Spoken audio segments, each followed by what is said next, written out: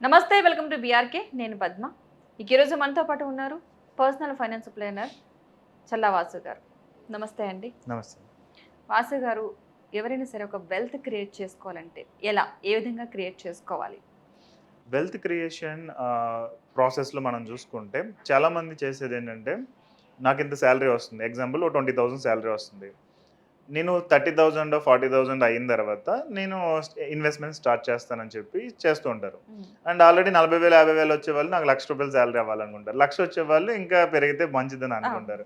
So, ఎందుకు అంటే problem ఇక్కడ మన ఇన్‌కమ్ పెరిగేటప్పుడు దానితో పాటు ఖర్చులు కూడా పెరిగిపోతాయి. ఇప్పుడు 10,000 ఇన్‌కమ్ వచ్చేవాడికి 10,000 ఖర్చులుంటాయి. 20,000 వచ్చేవాడికి 20,000 ఖర్చులుంటాయి. రీసెంట్ ఒక సినారియో అయితే నేను ఎక్స్‌ప్లెయిన్ చేస్తాను. ఒక డాక్టర్‌ని మీట్ అవుదామని వెళ్ళాననమాట. మా మదర్‌ని నేను తీసుకొని ఒక డాక్టర్‌ని మీట్ అవుదామని వెళ్ళాం. వెళ్తే డాక్టర్ పక్కన ఇంకొక డాక్టర్ ఉన్నారు. సో, ఈయన మెయిన్ డాక్టర్ నాకు తెలుసు యాక్చువల్‌గా మన క్లయింటే. సో, చెప్పారన్నమాట. ఈయన ఫైనాన్షియల్ కన్సల్టెంట్ అంటే ఆయన చెప్పాడు. సార్ నేను ఫైనాన్షియల్ ప్రాబ్లమ్స్‌లో ఉన్నాను. ఎలా బయటికి రావాలో అర్థం కావట్లేదు. Loans, EMIs, credit card dues వీటి నుంచి నేను బయటకి రాలేకపోతున్నాను అని చెప్పి చాలా బాధపడుతున్నాడు. సో, సరే అండి ఇన్‌కమ్ ఎంత వస్తదని అన్నాం. 13,00,000 చెప్పాడు. Per month. Per month income 13,00,000 వస్తుంది. సరే ఈఎంఐలు, లోన్‌లు ఇయన్నీ మొత్తం కలిపి ఎక్స్‌పెన్సెస్ ఎంత అవుతున్నాయంటే 15,00,000 అన్నారు. ఓహ్! సో, డాక్టర్ ఆయన వెరీ రెప్యూటెడ్ డాక్టరే. అండ్ ఇన్‌కమ్ 13,00,000 ఎవ్రీ మంత్ వస్తుంది.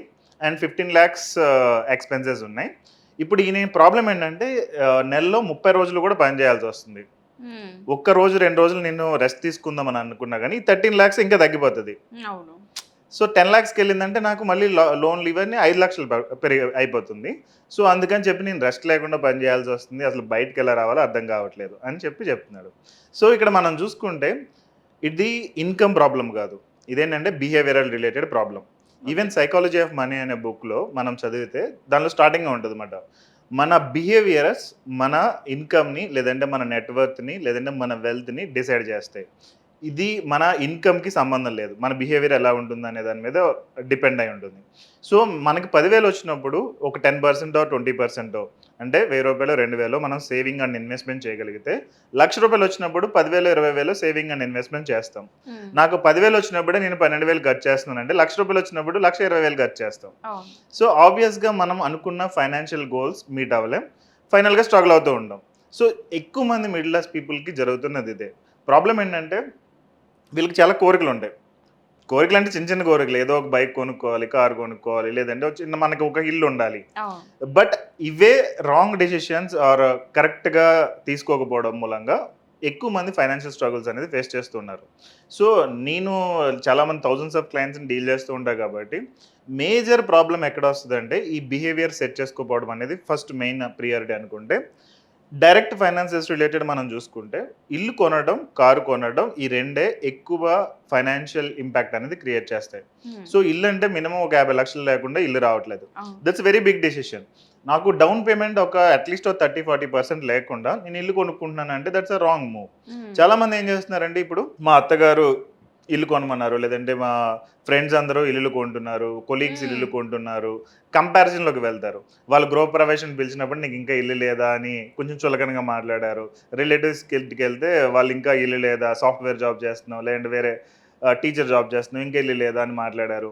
అందు గురించి మేము కొంచెం ఇన్సల్ట్‌గా ఫీల్ అయ్యాం. అందుకని చెప్పి ఇల్లు కొంటున్నాం అని చెప్పి చెప్తున్నారు. బట్ ప్రాబ్లమ్ ఏంటంటే ఇక్కడ ఇంటికి మనకు దగ్గర 30% 40% డబ్బులుండాలి. అంటే నేను ఒక 50,00,000 ఇల్లు కొంటున్నప్పుడు అట్‌లీస్ట్ ఓ 20,00,000 నా దగ్గర అమౌంట్ ఉంటే అవును. నేను పీస్‌ఫుల్‌గా కొనొచ్చు. కానీ ఇక్కడేంటంటే ఒక ఈవెన్ 5,00,000 కూడా ఉండదు. 5,00,000 కూడా ఏదో పర్సనల్ లోన్ అది చేసి అప్లై చేస్తారు. దాని తర్వాత హోమ్ లోన్‌తో మిగిలిన 45,00,000 ఫిల్ చేసి ఒక 50,00,000 ఇల్లు కొనడానికి ట్రై చేస్తూ ఉంటారు. ఇది బిగ్గెస్ట్ బ్లండర్. ఇప్పుడు నా కేపబిలిటీ లేకుండా నేను 1000 కేజీలు ఒక 100 కేజీలు నేను లిఫ్ట్ చేయాలని అనుకున్నా. నాకు ప్రాక్టీస్ లేదు. నాకు స్ట్రెంగ్త్ లేదు. నేను లిఫ్ట్ చేయాలంటే అది లెగదు. అవును. వేరే వాడెవడో చేస్తున్నాడంటే వాడు ఆల్రెడీ ప్రాక్టీస్ చేసి ఉన్నాడు 100 కేజీలు లిఫ్ట్ చేయడానికి. సో, మనం ఏంటి అనేది మనం తెలుసుకొని, మన related proper savings and investments చేసుకుంటూ వెళ్ళి, మన జర్నీ మనం ఫినిష్ చేస్తే పెద్ద ప్రాబ్లమ్ లేదు. అదేదో ఇంటర్వ్యూలో సంపూర్ణేష్ బాబు చెప్పాడు. మనలాగా మనం బతకాలని అనుకుంటే పెద్ద ఖర్చు అవ్వదు. వేరే వాళ్ళలాగా బతకాలని అనుకుంటే చాలా ఎక్స్‌పెన్సివ్ అని. అవును. సో, అది మనం కరెక్ట్‌గా ఇంప్లిమెంట్ చేసుకుంటే మనం అనుకున్నది గోల్స్ రీచ్ అవ్వచ్చు. రెండోదేంటంటే ఈ సేవింగ్స్ అండ్ ఇన్వెస్ట్‌మెంట్స్ ఎగ్జాంపుల్ నేనొక 10% ఆర్ 20% సేవింగ్ ఆన్ ఇన్వెస్ట్మెంట్ చేద్దామని అనుకున్నాం. ఈ సేవింగ్ చేద్దామని అనుకున్నప్పుడు అది ఏ ఇన్స్ట్రుమెంట్లో పెడుతున్నాం అనేది కూడా చాలా ఇంపార్టెంట్.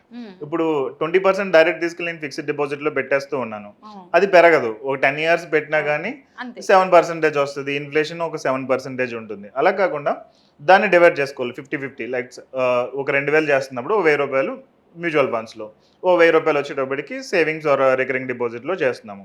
ఇలా కంటిన్యూస్గా చేసుకుంటూ వెళ్తే ఓవర్ ద పీరియడ్ ఒక ప్రొడక్ట్ వచ్చేటప్పటికి పవర్ ఆఫ్ కాంపౌండింగ్ వర్కౌట్ అవుతూ ఉంటుంది. అంటే మనం ఇన్వెస్ట్ చేసేది ఈవెన్ 10 లక్షలు అయినా కానీ అది 40-50 లక్షలు, ఈవెన్ ₹1,00,00,000 అయ్యే ఛాన్సెస్ ఉంటాయి ఓవర్ పీరియడ్ ఆఫ్ 20-25 years. ఇంకొకటి ఏంటంటే మనకి ఎమర్జెన్సీస్కి యూజ్ అవుతుంది. ఏదైనా జాబ్ పోయింది మధ్యలో, లేదంటే మెడికల్ ఎమర్జెన్సీ వచ్చింది, ఈ రిలేటెడ్ ఇలాంటిని ప్రొటెక్ట్ చేయడానికి ఇంకొక 1000 రూపాయలు రిలేటెడ్ ఒక 5 లక్షలు 10 లక్షలు ఆ అమౌంట్ ఉంటుంది కాబట్టి అది మనల్ని సేవింగ్ ఆర్ ప్రొటెక్ట్ చేస్తుంది. సో మనం డబ్బులు కావాల్సి వచ్చినప్పుడు వేరే వాళ్ళ దగ్గరికి అప్పులకి వెళ్ళకుండా కాపాడుతుంది. ఇది ఇంకొక ప్రాబ్లం. నేను జనరల్గా మన క్లయింట్స్ అందరికీ చెప్పేది ఏంటంటే అప్పు ఇవ్వకు, అప్పు తీసుకోకు. సో అప్పు ఇచ్చాము అంటే దెన్ మళ్ళీ అది బ్యాక్ రావడం అనేది ఈ రోజుల్లో ఇంపాసిబుల్ అయింది. అప్పు తీసుకున్నాము అంటే దాని రిలేటెడ్ ప్రెషర్ అనేది చాలా ఎక్కువ ఉంటుంది. అండ్ మనం వడ్డీలు కట్టాలి, దాని తర్వాత వాడెవడో ఏదో అంటే మనం పడాలి, ఇలాంటివి ఉంటుంది. సో నేను రీసెంట్గా ఒక కొటేషన్ విన్నా. అదేంటంటే ఒక మనిషి చనిపోవడానికి 18 days టైం పడుతుంది తినకపోతే, ఏం ఫుడ్ తినకపోతే 18 రోజులు టైం పడుతుంది. 17th day 17వ రోజు వరకు కూడా ఎవరిని ఏమీ అడక్కు. 18th day ఇంకేదైనా అడిగి నువ్వు తిని అప్పుడు కంటిన్యూ చేయి. ఈ కొటేషన్ విన్నమాట. ఐ థింక్ బ్రహ్మానందం గారు చెప్పినట్టు ఉన్నారు. వాళ్ళ ఫాదర్ చెప్పారని. సో అంత స్ట్రిక్ట్గా ఉంటేనే అట్లీస్ట్ మనం 5 days అయినా కంటిన్యూ చేయగలం. సో లేదు అంటే మనం ఈఎంఐ వస్తుంది. ఇప్పుడు ప్రజెంట్ మనం చూసుకుంటే అమెజాన్లో కానీ ఫ్లిప్కార్ట్లో కానీ ఇదివరకు ఎంత ఉండేది, ఒక ఫ్రిడ్జ్ కొనాలి, ఒక ఏసీ కొనాలి, ప్రైస్ చూపించేవాడు ఎంత, 30,000 50,000. ఇప్పుడు మీరు వెళ్ళి చెక్ చేయండి, ప్రైస్ చూపించట్లా, ఈఎంఐ చూపిస్తున్నాడు, 3,000 కట్టాలి 4,000 కట్టాలి అని. బట్ దాంతో మొత్తం ఒక నెల కడితే అయిపోతుందంటే అవ్వదు కదా, మనం మొత్తం లాంగ్ టర్మ్లో కంటిన్యూ చేసుకుంటూ వెళ్ళాలి. సో ఎంటైర్ కార్పొరేట్స్ అన్నీ కూడా మిడిల్ క్లాస్ పీపుల్ని లోన్స్లో ఉంచడానికి ట్రై చేస్తున్నాయి.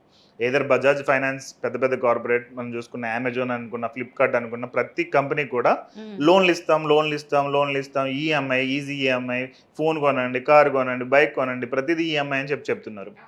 ఈవెన్ నేను మొన్న ఒక car related, Benz car related add చూస్తుంటే వాడు ఏమన్నాడు, ఒక 50,000 ఈఎంఐ కట్టేయండి అయిపోతుంది, బెంజ్ కార్ మీ ఇంటికి వచ్చేస్తుంది అంటున్నాడు. ఆ రిలేటెడ్ నేను అసలు 50,000కి బెంజ్ కార్ ఎలా వస్తుంది ఈఎంఐకి అని చెప్పి నేను తెలుసుకుందామని చెప్పి అప్లై చేస్తాం. అప్లై చేస్తే వాడు ఏం చెప్తున్నాడంటే 5 years తర్వాత కార్ వాడు మళ్ళీ బైబ్యాక్ తీసేసుకుంటాడంట. అప్పుడు మనకి 10% 20% ఇస్తాడు కార్లో. అంటే ఇంచుమించది ఒక రెంటల్ ప్లాన్ లాగా, ఒక కార్ని రెంటల్కి ఇస్తున్నట్టు. బట్ వాళ్ళు చెప్పేది ఏంటి, ఇది మీది, మీకు ఎంత కావాలంటే అంతగా అమ్ముకోవచ్చు అన్నట్టు ప్రొజెక్షన్ ఉంటుంది. బట్ ఇన్సైడ్ చేస్తున్నది ఏంటంటే కార్ అనేది ఇండైరెక్ట్గా రెంటల్కి ఇస్తున్నట్టు. సో 5 ఏళ్ళ తర్వాత వాడు కార్ తీసేసుకుంటాడు, మనకి ఇంకా ఉండదు. సో ఈ 5 ఏళ్ళు మెయింటైన్ చేసినందుకు 50,000 ఈ టైప్లో కడుతున్నాం. వాడు తీసుకునే రేట్ చాలా తక్కువ ఉంటుంది 5 ఏళ్ళు వాడినందుకు. సో అలా అన్నమాట. ఈవెన్ హౌస్ రిలేటెడ్ మనం చూసుకున్న ఫేస్బుక్లో, యూట్యూబ్లో యాడ్స్ చూస్తే ఈఎంఐ ఉంటుంది, ఇంత ఈఎంఐ కడితే చాలని.